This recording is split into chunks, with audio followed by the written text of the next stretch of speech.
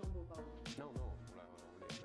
ça non plus. C'est-à-dire que, si vous voulez, à aucun moment on doit dire à un recruteur professionnel, un manager, un employeur, un DRH, on ne va jamais lui avoir expliqué qu'il doit recruter les belles personnes, les grands, etc. S'il recrute plutôt les plus belles personnes, soit pour recruter une assistante de direction, une vendeuse par exemple, ou un vendeur, c'est simplement parce qu'il perçoit que cette personne est belle. Bon. Il pense que, par exemple, première raison, le client appréciera.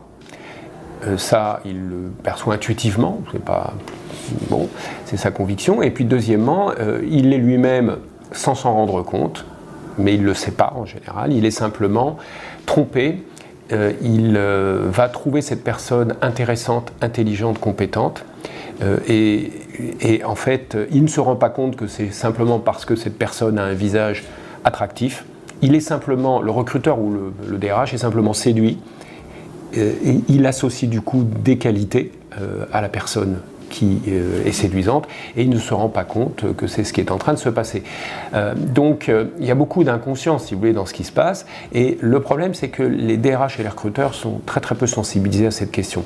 Les DRH et les recruteurs, on leur explique faites attention à la discrimination sur la couleur de peau, sur les origines, faites attention à la question homme-femme, ça on leur a bien expliqué.